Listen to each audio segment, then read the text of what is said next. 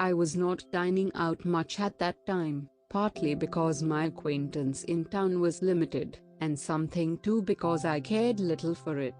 But these were pleasant people, the old gentlemen witty and amusing, the children, lively girls, nice to look at and good to talk with.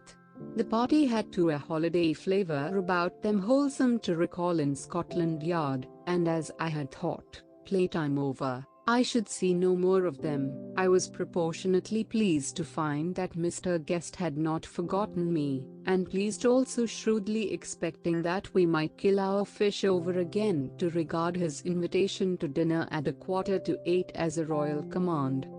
But if I took it so, I was sadly wanting in the regal courtesy to match.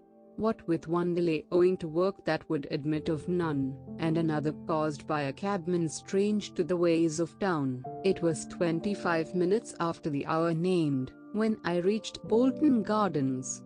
A stately man, so like the Queen's Counsel, that it was plain upon whom the latter modelled himself, ushered me straight into the dining room, where Guest greeted me very kindly, and met my excuses by apologies on his part for preferring, I suppose, the comfort of 11 people to mine. Then he took me down the table, and said, "My daughter," and Miss Guest shook hands with me and pointed to the chair at her left. I had still, as I unfolded my napkin, to say "Clear, if you please," and then I was free to turn and apologize to her, being a little shy, and, as I have said, a somewhat infrequent diner out. I think that I never saw so remarkable a likeness to her younger sister in my life. She might have been little Bab herself, but for her dress and some striking differences. Miss Guest could not be more than 18, in form almost as fairy-like as the little one, with the same childlike, innocent look on her face.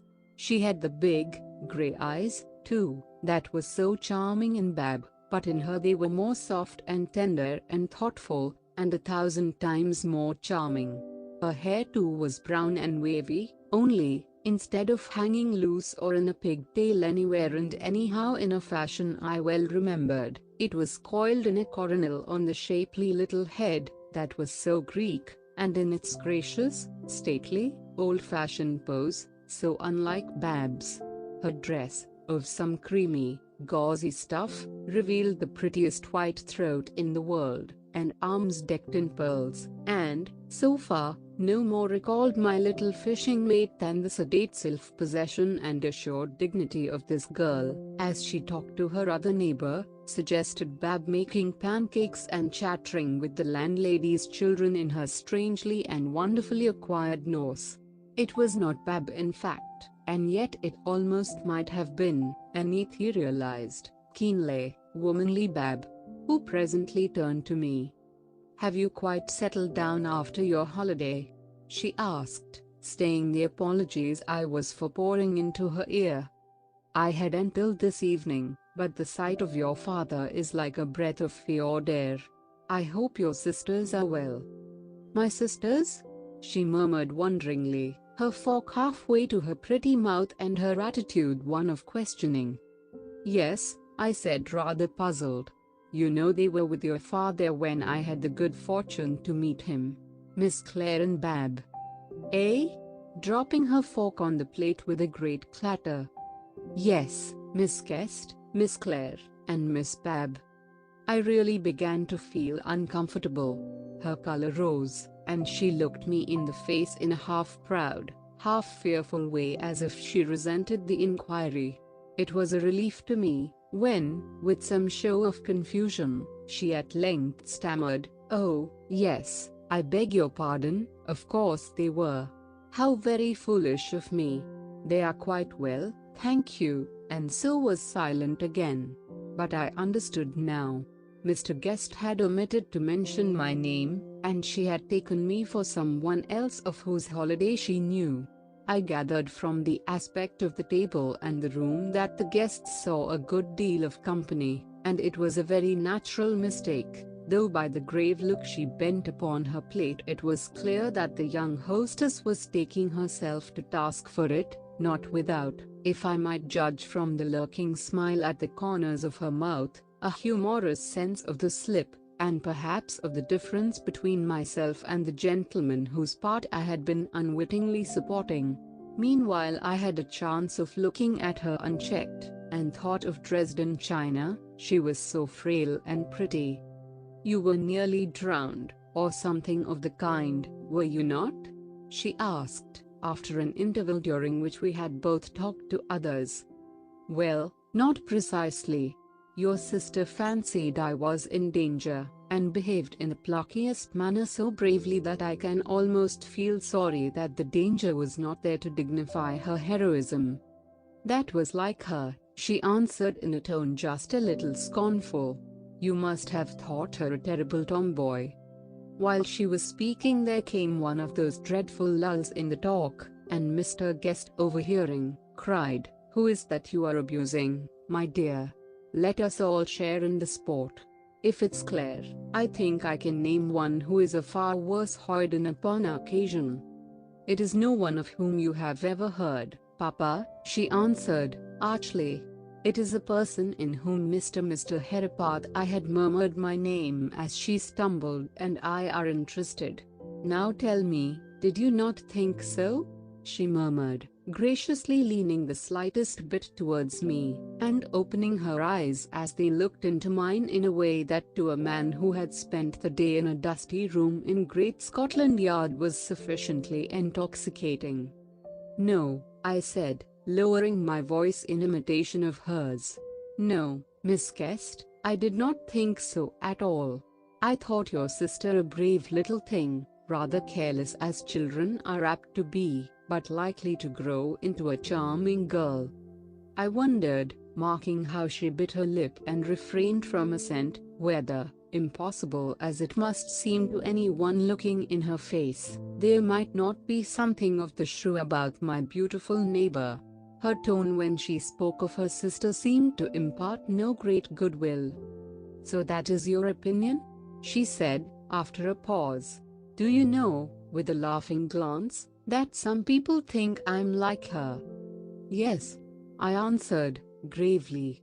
"Well, I should be able to judge, who have seen you both and yet am not an old friend.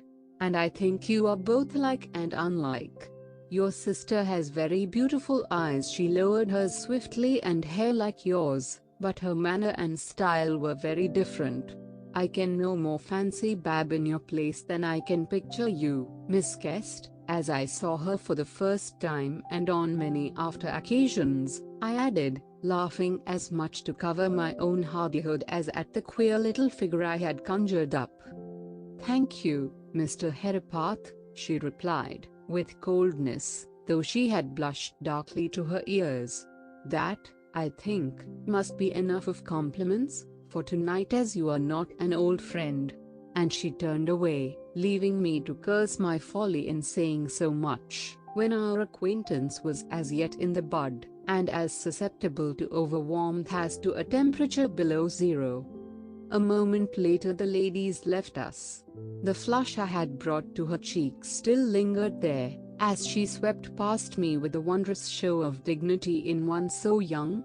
Mr. Guest came down and took her place, and we talked of the land of berries, and our adventures there, while the rest older friends listened indulgently or struck in from time to time with their own biggest fish and deadliest flies. I used to wonder why women like to visit dusty chambers, why they get more joy, I am fain to think they do, out of a scrambling tea up 3 pairs of stairs in Pump Court, than from the very same materials and comfort withal in their own house. I imagine it is for the same reason that the bachelor finds a singular charm in a lady's drawing room, and there, if anywhere, sees her with a reverent mind. A charm and a subservience which I felt to the full in the guest's drawing room, a room rich in subdued colors and a cunning blending of luxury and comfort. Yet it depressed me. I felt alone. Mr. Guest had passed on to others and I stood aside, the sense that I was not of these people troubling me in a manner as new as it was absurd, for I had been in the habit of rather despising society. Miss Guest was at the piano, the center of a circle of soft light, which showed up also a keen-faced, dark-whiskered man leaning over her with the air of one used to the position. Everyone else was so fully engaged that I may have looked, as well as felt, forlorn, and meeting her eyes could have fancied she was regarding me with amusement, almost triumph. It must have been mere fancy, bred of self-consciousness, for the next moment she beckoned me to her, and said to her cavalier, "There, Jack, Mr. Herapath is going to talk to me about Norway now, so that I don't want you any longer. Perhaps you won't mind stepping up to the schoolroom. Fräulein and Claire are there, and telling Claire anything. There is no piece of ill-breeding so bad to my mind as for a man who is at home in a house to flaunt his favor in the face of other guests." That young lawyer's manner as he left her, and the smile of perfect intelligence which passed between them, was such a breach of good manners as would have ruffled anyone. They ruffled me, yes, me, although it was no concern of mine what she called him, or how he conducted himself, so that I could do nothing but stand by the piano and sulk. One bear makes another, you know. She did not speak, and I, content to watch the slender hand stealing over the keys, would not, until my eyes fell upon her right wrist.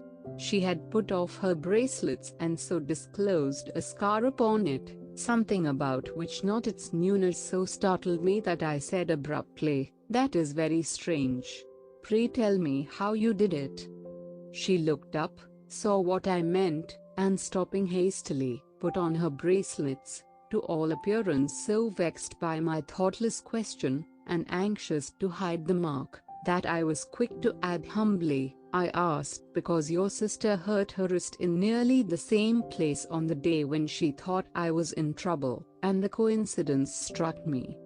Yes, I remember. Looking at me, I thought, with a certain suspicion, as though she were not sure that I was giving the right motive. "I did this much in the same way. By falling, I mean. Isn't it a hateful disfigurement?" No, it was no disfigurement. Even to her, with a woman's love of conquest, it must have seemed anything but a disfigurement had she known what the quiet, awkward man at her side was thinking, who stood looking shyly at it and found no words to contradict her, though she asked him twice, and thought him stupid enough. A great longing to kiss that soft, scarred wrist was on me, and Miss Guest had added another to the number of her slaves. I don't know now why that little scar should have so touched me any more than he then could guess why, being a commonplace person, I should fall in love at first sight, and feel no surprise at my condition, but only a half-consciousness, seeming fully to justify it, that in some former state of being I had met my love, and read her thoughts, and learned her moods, and come to know the bright womanly spirit that looked from her frank eyes as well as if she were an old friend. And so vivid was this sensation, that once or twice, then and afterwards, when I would meet her glance, another name than hers trembled on my tongue and passed away before I could shape it into sound. After an interval, "Are you going to the Goldsmiths' dance?" "No," I answered her, humbly. "I go out so little." "Indeed," with an odd smile not too kindly, "I wish no I don't that we could say the same. We are engaged." I think she paused, her attention divided between myself and Boccherini's minuet, the low strains of which she was sending through the room for every afternoon this week except Saturday. "By the way, Mr. Herapath, do you remember what was the name Bab told me you teased her with?" "Wee Bonnie Bab," I answered absently. My thoughts had gone forward to Saturday. "We are always dropping today's substance for the shadow of tomorrow, like the dog, was it not? In the fable." "Oh, yes, wee Bonnie Bab," she murmured softly. "Poor Bab," and suddenly cut short Boccherini's music and our chat by striking a terrific discord and laughing merrily at my start of discomfiture. Everyone took it as a signal to leave. They all seemed to be going to meet her again next day. Or the day after that, they engaged her for dances, and made up a party for the law courts, and tossed to and fro a score of laughing catchwords that were beyond my comprehension. They all did this, except myself. And yet I went away with something before me that call upon Saturday afternoon. Quite unreasonably I fancied I should see her alone.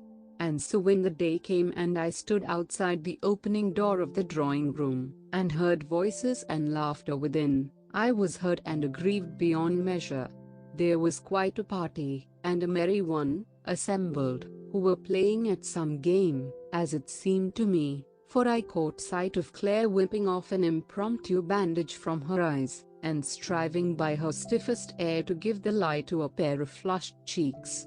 The black-whiskered man was there, and 2 men of his kind, and a German governess, and a very old lady in a wheelchair, who was called Grandmamma, and Miss Guest herself looking, in the prettiest dress of silvery plush, to the full as bright and fair and graceful as I had been picturing her each hour since we parted. She dropped me a stately courtesy.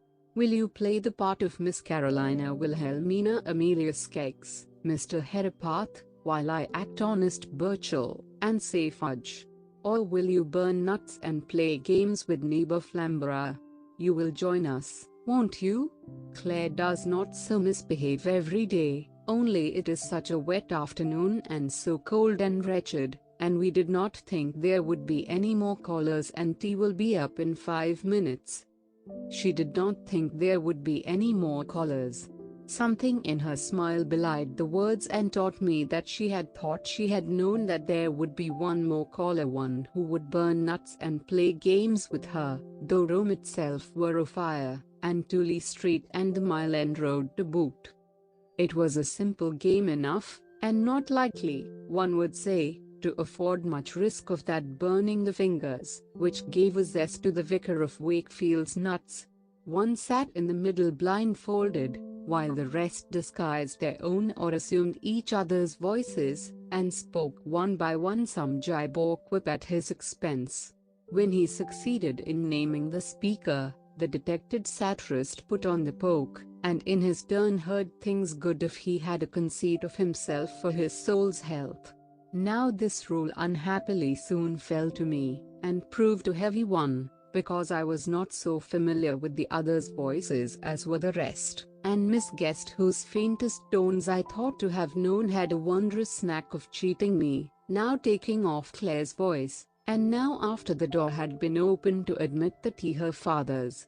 So I failed again and again to earn my release. But when a voice behind me cried with well-feigned eagerness, "How nice! Do tell me all about a fire."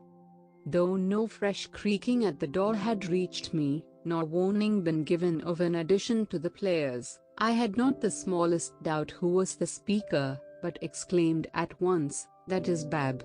Now I cry you mercy. I am right this time. That was Bab." I looked for a burst of applause and laughter, such as had before attended a good thrust home, but none came. On the contrary, with my words so odd a silence fell upon the room that it was clear that something was wrong, and I pulled off my handkerchief in haste, repeating, "That was Bab, I am sure." But if it was, I could not see her. What had come over them all? Jack's face wore a provoking smile, and his friends were clearly bent upon sniggering. Claire looked horrified, and Grandmamma gently titillated, while Miss Guest, who had risen and half turned away towards the windows, seemed to be in a state of proud confusion. What was the matter? "I beg everyone's pardon by anticipation," I said, looking round in a bewildered way, "but have I said anything wrong?" "Oh, dear no," cried the fellow they called Jack, with a familiarity that was in the worst taste, as if I had meant to apologize to him. "Most natural thing in the world." "Jack, how dare you!" exclaimed Miss Guest, stamping her foot. "Well, it seemed all right. It sounded very natural, I am sure." "Oh, you are unbearable. Why don't you say something, Claire?" "Mr. Herapath, I'm sure that you did not know that my name was Barbara." "Certainly not," I cried. "What a strange thing."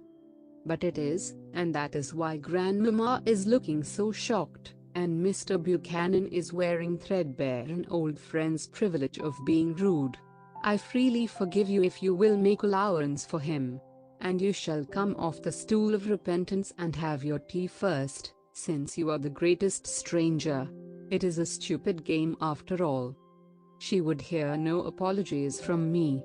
And when I would have asked why her sister bore the same name, and thus excused myself, she was intent upon tea making, and the few moments I could with decency add to my call gave me scant opportunity.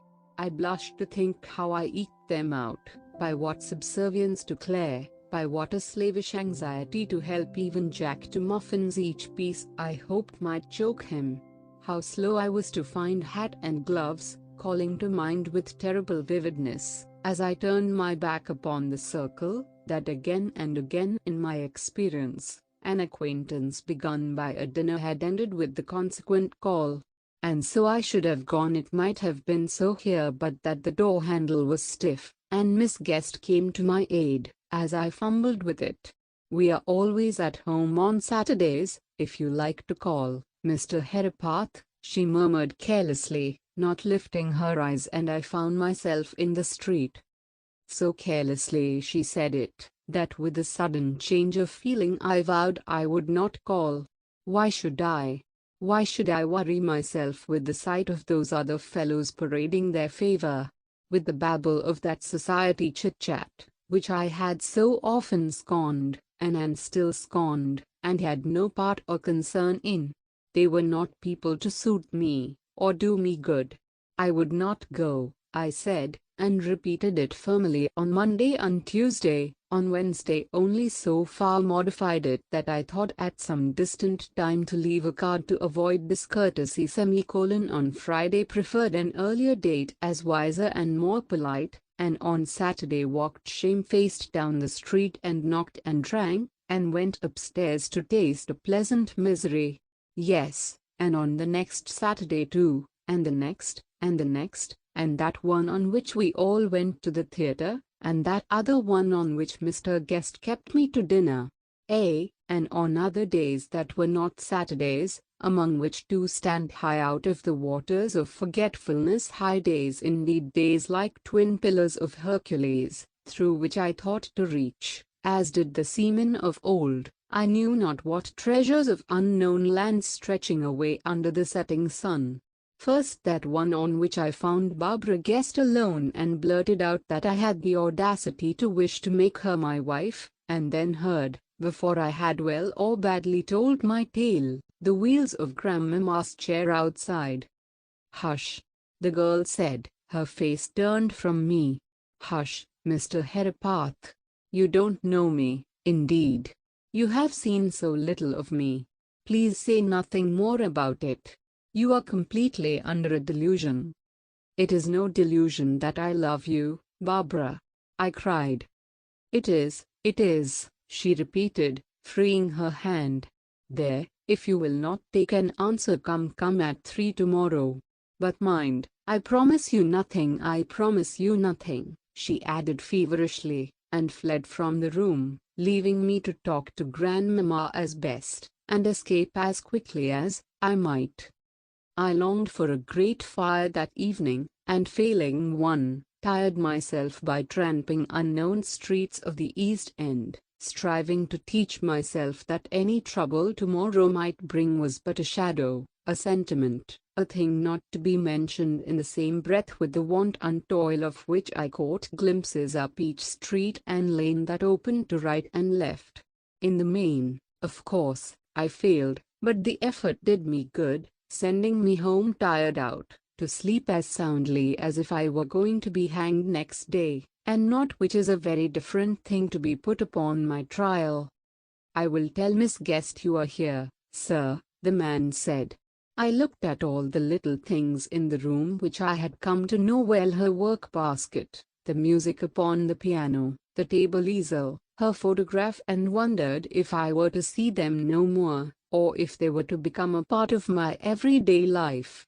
Then I heard her come in, and turned quickly, feeling that I should learn my fate from her greeting. Bab. The word was wrung from me perforce. And then we stood and looked at one another, she with a strange pride and defiance in her eyes, though her cheek was dark with blushes, and I with wonder and perplexity in mine, wonder and perplexity that quickly grew into a conviction, a certainty that the girl standing before me in the short-skirted brown dress with tangled hair and loose neck ribbon was the Bab I had known in Norway, and yet that the eyes I could not mistake them now, no matter what unaccustomed look they might wear, were Barbara Guest's. "Miss Guest Barbara," I stammered, grappling with the truth, "why have you played this trick upon me?" "It is Miss Guest and Barbara now," she cried, with a mocking courtesy. "Do you remember, Mr. Herapath, when it was Bab? When you treated me as a kind of toy, and a plaything, with which you might be as intimate as you liked, and hurt my feelings? Yes, it is weak to confess it, I know, day by day, and hour by hour. But surely, that is forgiven now," I said, dazed by an attack so sudden and so bitter. "It is atonement enough that I am at your feet now, Barbara." "You are not," she retorted hotly. "Don't say you have offered love to me, who am the same with the child you teased at Bracebridge. You have fallen in love with my fine clothes, and my pearls and my maid's work, not with me. You have fancied the girl you saw other men make much of. But you have not loved the woman who might have prized that which Miss Guest has never learned to value." "How old are you?" I said, hoarsely. 19, she snapped out. And then for a moment we were both silent. "I begin to understand now," I answered slowly as soon as I could conquer something in my throat. "Long ago, when I hardly knew you, I hurt your woman's pride, and since that you have plotted. No, you have tricked yourself, and schemed to bring me to your feet that you might have the pleasure of trampling on me. Miss Guest, your triumph is complete, more complete than you are able to understand. I loved you this morning above all the world, as my own life, as every hope I had. See, I tell you this that you may have a moment's keener pleasure when I am gone." Don't," she cried, throwing herself into a chair and covering her face. "You have won a man's heart and cast it aside to gratify an old pique. You may rest content now, for there is nothing wanting to your vengeance. You have given me as much pain as a woman, the vainest and the most heartless, can give a man. Goodbye." And with that I was leaving her, fighting my own pain and passion, so that the little hands she raised as though they would ward off my words were nothing to me. I felt a savage delight in seeing that I could hurt her, which deadened my own grief. The victory was not all with her lying there sobbing. Only where was my hat? Let me get my hat and go. Let me escape from this room wherein every trifle upon which my eye rested awoke some memory that was a pang. Let me get away, and have done with it all. Where was the hat? I had brought it up. I could not go without it. It must be under her chair, by all that was unlucky, for it was nowhere else. I could not stand and wait, and so I had to go up to her, with cold words of apology upon my lips, and being close to her and seeing on her wrist, half hidden by fallen hair, the scar she had brought home from Norway, I don't know how it was that I fell on my knees by her and cried, "Oh, Bab, I loved you so. Let us part friends." For a moment, silence. Then she whispered, her hand in mine, "Why did you not say, Bab, to begin? I only told you that Miss Guest had not learned to value your love." "And Bab?" I murmured, my brain in a whirl. "Learned long ago, poor girl." And the fair, tear-stained face of my tyrant looked into mine for a moment, and then came quite naturally to its resting place. "Now," she said, when I was leaving, "you may have your hat, sir." "I believe," I replied, "that you sat upon this chair on purpose." And Bab blushed. I believe she did.